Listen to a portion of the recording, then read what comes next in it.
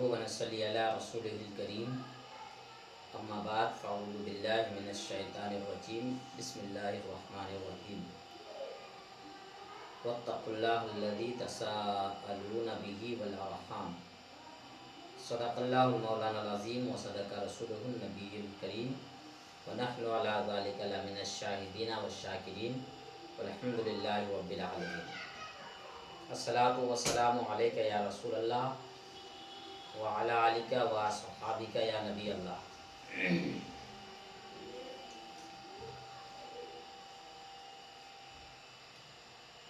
اللہ تبارک و تعالی کا فرمان ہے واتقوا اللہ الذین تساءلون بہ والارحام، اللہ سے ڈرو جس کے نام پر مانگتے ہو اور رشتوں کا لحاظ رکھو۔ فرمان الہی ہے فہل، اللہ تبارک و تعالیٰ کا فرمان ہے تو کیا تمہارے یہ ڈھنگ نظر آتے ہیں کہ اگر تمہیں حکومت ملے تو تم زمین پر فتنہ و فساد پھیلاؤ اور اپنے رشتے قطع کر دو۔ یہ وہ لوگ ہیں جن پر اللہ نے لعنت فرمائی ہے، جنہیں حق کے سننے سے بہرا اور حق کے دیکھنے سے اندھا کر دیا۔ اللہ تبارک و تعالی جب آپ کو حکومت سے سرفراز کرے، باریاب کرے، اور جب آپ کے پاس حکومت آ جاتی ہے تو رب کہتا ہے کہ جب اگر تمہیں حکومت ملے اور تم زمین پر فتنہ فساد پھیلاؤ اور اپنے رشتے قطع کرو، یعنی جب تمہیں حکومت مل جاتی ہے، ریاست مل جاتی ہے، تم مالدار ہو جاتی ہو، سرمایہ دار ہو جاتے ہو، تو پھر تم رشتہ داروں سے قطع تعلق کر لیتے اور دنیا میں فتنہ اور فساد پھیلاتے۔ آگے اللہ تبارک و تعالیٰ ارشاد فرما رہا ہے الذین ینقضون عہد اللہ من بعد میثاقہ ویقطعون ما امر اللہ بہ ان یوصل ویفسدون فی الارض اولئک هم الخاسرون۔ جو اللہ سے کیے وعدہ کو توڑتے ہیں، جن چیزوں کے ملانے کا رب نے حکم دیا ہے اسے قطع تعلق کرتے ہیں اور زمین میں فساد مچاتے ہیں، وہ نقصان میں ہیں۔ اللہ تبارک و تعالیٰ نے جب آپ کو اپنی نعمت سے سرفراز، جب آپ کو کوئی مقام عطا فرما دیتا ہے تو پھر اللہ سے کیے وعدہ کو تم توڑ دیتے ہو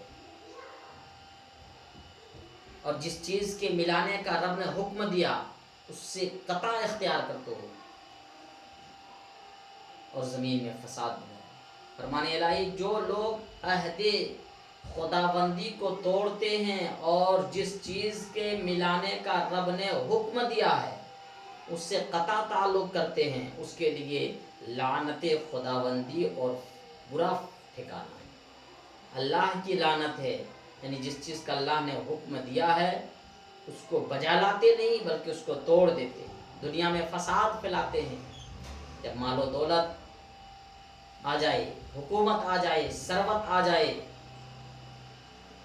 جب ہمارے پاس کچھ پیسے ہو جاتے ہیں، ہم صاحب ثروت ہو جاتے ہیں، صاحب حیثیت ہو جاتے ہیں، تو اپنے بھائیوں کو بھول جاتے ہیں، رشتہ داروں کو بھلا دیتے ہیں، بہنوں کا ان کا حق سے باریاب نہیں کرتے، ماں باپ کا حق ادا نہیں کرتے، بھائیوں کا حق ادا نہیں کرتے، پڑوسیوں کا حق ادا نہیں کرتے، رشتہ داروں کا حق ادا نہیں کرتے۔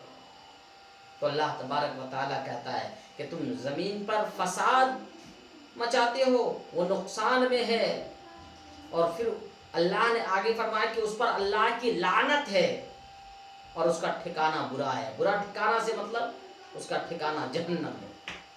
حدیث پاک میں مصطفیٰ کریم صلی اللہ تعالیٰ علیہ وسلم ارشاد فرماتے ہیں، حدیث کے راوی ابو ہریرہ رضی اللہ تعالیٰ عنہ، رسول پاک صلی اللہ تعالیٰ علیہ وسلم نے فرمایا جب اللہ تعالیٰ مخلوق کی پیدائش سے فارغ ہو گیا تو قرابت نے کھڑے ہو کر عرض کیا میں تجھ سے قطع رحمی کی پناہ چاہتا ہوں۔ رب تعالیٰ نے فرمایا کیا تو اس بات پر راضی ہے کہ جس نے تجھ سے تعلق جوڑا میں اس سے تعلق جوڑوں گا، جس نے تجھ سے قطع کر لیا میں اس سے قطع کر دوں گا۔ اس نے کہا میں راضی ہوں۔ پھر حضور اقدس صلی اللہ تعالیٰ علیہ وسلم نے فرمایا، پھر اس آیت کی تلاوت کے فَهَلْ عَصِيتُمْ یہ آیت پڑھی۔ یعنی اللہ تبارک و تعالیٰ نے جب انسان کی پیدائش یعنی مخلوق کی پیدائش کی تو قرابت یعنی قربت جو رشتہ داری ہوتی ہے وہ رب کی بارگاہ میں آئی اور قطع رحمی کی پناہ چاہی، تو اللہ نے کہا کہ جو اپنے رشتہ داروں کو جوڑ کے رکھے گا، رشتہ داروں سے قطع کرے گا، میں اسے جوڑوں گا۔ اور ایک دوسری حدیث میں حضرت ابی بکرہ رضی اللہ تعالی عنہ سے مروی ہے، حضور پاک صلی اللہ تعالی علیہ وسلم نے ارشاد فرمایا بغاوت اور قطع رحمی دو ایسے گناہ ہیں جس پر دنیا اور آخرت میں عذاب دیا جاتا ہے۔ دنیا میں بھی عذاب ہوتا ہے اس پر، آخرت میں بھی عذاب ہوتا ہے۔ یہ دو ایسے گناہ ہیں، ایک تو بغاوت اور دوسرے قطع رشتہ داروں سے قطع تعلق کر لینا، قطع رشتہ توڑ لینا۔ آج ذرا سی بات میں بھائی میں جدائیاں ہو جاتی ہے، بہن بھائی میں جدائی ہو جاتے ہیں، ماں باپ میں توڑ ہو جاتے ہیں، باتیں بند، آنا جانا بند، بول چال بند، دعوت پانی بند، سب بند ذرا سی بات میں۔ اللہ فرماتا ہے اس کے عذاب دنیا میں بھی ہے اور آخرت میں بھی۔ حضور صلی اللہ علیہ وسلم نے فرمایا کہ اس کے عذاب دنیا میں بھی ہے اور آخرت میں بھی ہے۔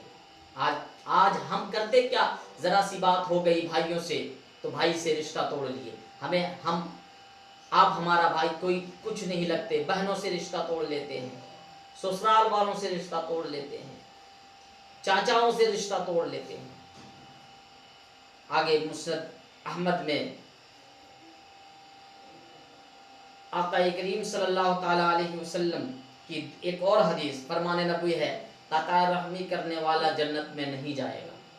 جو رشتہ کو توڑنے والا، قطع رحمی کرنے والا جنت میں نہیں جائے گا۔ اور مسند احمد میں انسانوں کے اعمال ہر جمعرات کو پیش کیے جاتے ہیں مگر قطع رحمی کرنے والے کا کوئی عمل مقبول ہی نہیں ہوتا۔ وہ کتنے نمازیں پڑھ لے، لاکھ روزے رکھ لے، لاکھ حج کر لے، خانہ کعبہ کی چکر کاٹتا رہے، مسجد میں سر رگڑتا رہے، دن رات نماز 5 وقتہ، تہجد، تسبیح و تحلیل سب پڑھ لے اللہ کا، رسول پاک صلی اللہ تعالیٰ علیہ وسلم فرماتے ہیں مگر قطع رحمی کرنے والے کا کوئی عمل مقبول نہیں۔ اور حدیث پاک میں بحقیق سے روایت ہے، حضور پاک صلی اللہ تعالیٰ علیہ وسلم نے فرمایا جبرائیل علیہ السلام 15ویں شعبان کی رات کو میرے پاس آئے، کہا آج کی رات اللہ تبارک و تعالیٰ بنو کلب کی بکریوں کے بالوں کے برابر گناہگاروں کو بخش دیتا ہے۔ بنی کلب اس وقت کا جو تھا سب سے زیادہ بکریاں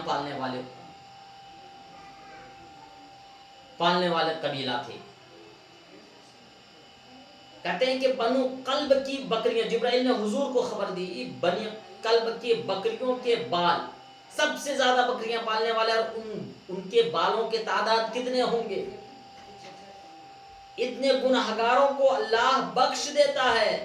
مگر آگے جبرائیل عرض کرتے ہیں مگر مشرک، کینہ پرور، قاطع رحم، تکبر، غرور اور گھمنڈ کرنے والا، اپنے تہبند کو گھسیٹ کر چلنے والا، والدین کا نافرمان اور شرابی کو نہیں بخشا۔ اتنی مبارک رات شب برات، اس دن بے شمار گناہگاروں کی بخشش ہوتی ہے مگر اس دن بھی قطع رحم یعنی رشتہ توڑنے والا، والدین کا نافرمان، شرابی، تعبد کو گھسیٹنے والا، تکبر کرنے والا، غرور کرنے والے کی بڑھتا۔ ابن حبان سے مروی ہے 3 آدمی جنت میں نہیں جائیں گے: شرابی، قاطع رحم، جادوگر۔ سوچے ذرا، آج کا جو ٹاپک ہم نے لیا ہے وہ اس پہ لیا رشتہ داری کو توڑنا۔ ذرا سی بات پہ ہم رشتہ توڑ لیتے ہیں، قاطع رحم بن جاتے ہیں۔ ذرا سوچیں کہ اس کی عذاب کس قدر ہے۔ شب برات کے دن بھی اس کی بخشش نہیں ہوتی۔ کئی فرما رہے ہیں کہ ان کے عمل مقبول نہیں ہوتے، کئی فرما رہے ہیں کہ وہ جنت میں نہیں جائیں گے، ان کا ٹھکانہ برا ہے، ان پر اللہ کی لعنت ہے۔ لیکن آج ہم بے دھڑے سے رشتہ توڑ دیتے ہیں، بھائی سے، بہن سے تو دور کی بات ہے، ماں باپ سے رشتہ توڑ دیتے ہیں۔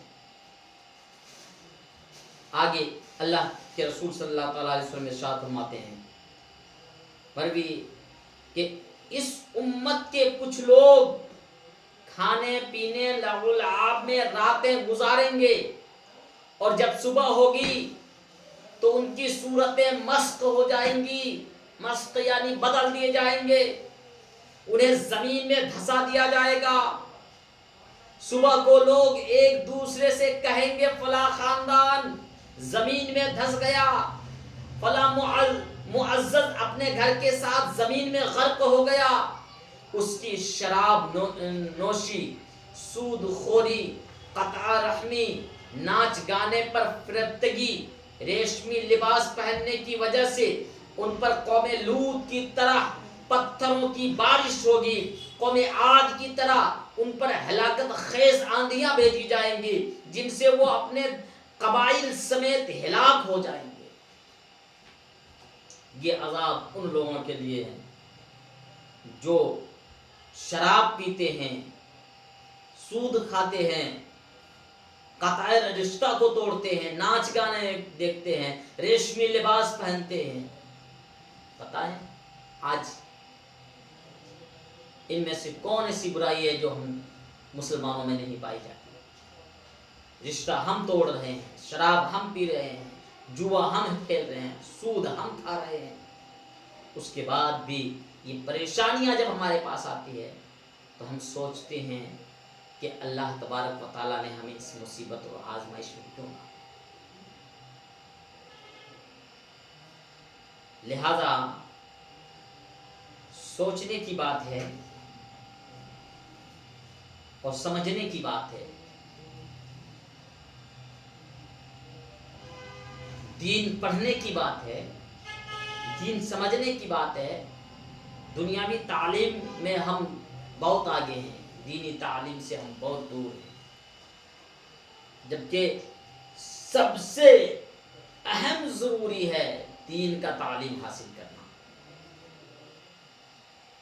اور اسی کو ہم چھوڑ دیتے ہیں۔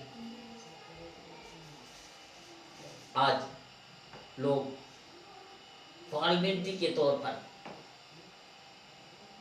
1 گھنٹہ مسجد میں بھیج دیے بچوں کو پڑھنے کے لیے، 2 گھنٹہ بھیج دیے، لیکن دنیاوی تعلیم کی طرف دیکھیں، اسکول بھی جائیں گے، الگ سے ٹیوشن بھی جائیں گے، گھر میں بھی ٹائم نکالا جائے گا، اور مدرسہ 2 گھنٹہ میں انہیں عالم بھی بننا ہے، عالمہ بھی بننا ہے، اور پوری ساری پڑھائی بھی چاہیے۔ لہذا سوچنے کی مقام ہے، اور ہمیں شریعت کے مطابق اپنی زندگی گزارنے کی ضرورت ہے۔